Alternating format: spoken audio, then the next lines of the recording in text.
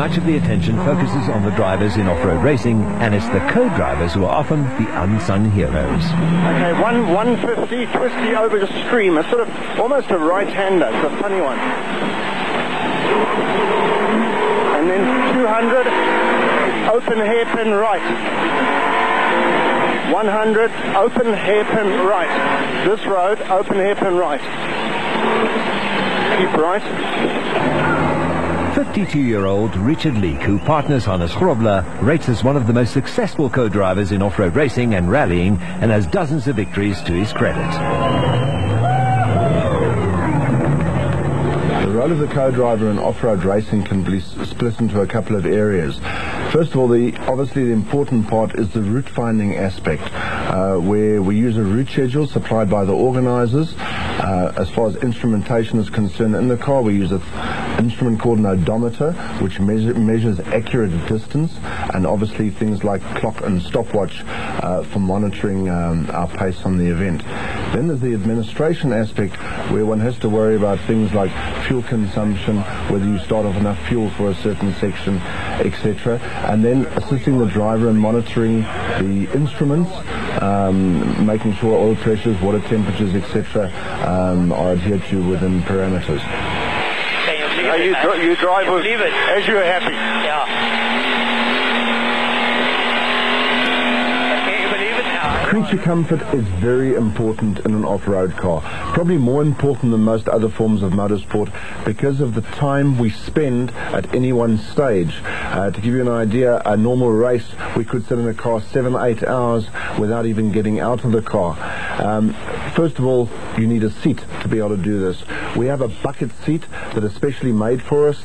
You might see from the seat I'm sitting in here on the one on the left-hand side, it's a deep seat. It has special foam. It's aeronautical foam in the bottom of it. So when you're going over bumps or hitting dips, the foam actually gives to a certain extent and then re-expands. After the seat, it's safety belts, critical not only for safety but also for creature comfort to keep you held in that seat.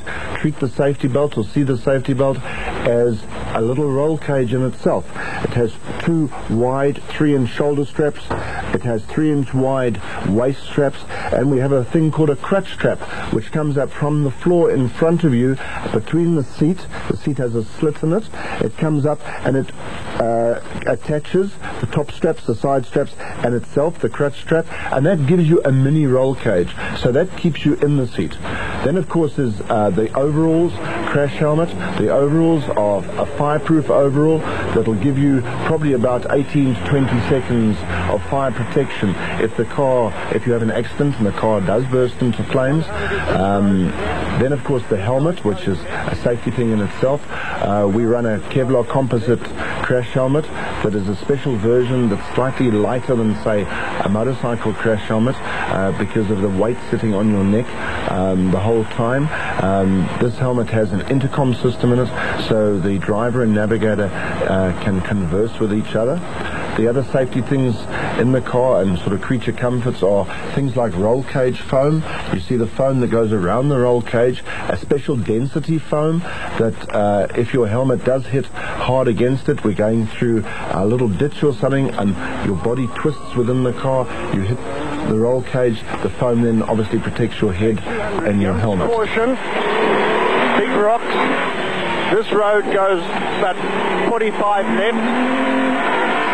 A route schedule that is supplied by the organisers roughly an hour before your event starts. We then have to prepare, as a navigator, co-driver, we have to prepare the route schedule in such a manner that you can understand it in the heat of the moment. There are distances, which I'm pointing out here. These are overall distances on the route schedule, and then in between the instructions are split distances. That's the distance, what we call a point-to-point distance. Now, on a route schedule like this, that is a very busy route schedule, we need to group the close instructions together, because when you go into one instruction, sometimes it can be as short as 50-60 meters into this instruction following it. In a case like that, one needs to group them together and virtually call it as one instruction. or use the expression and or into.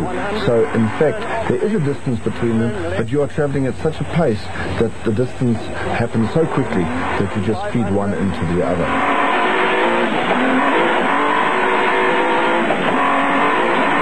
Straight on. Straight on.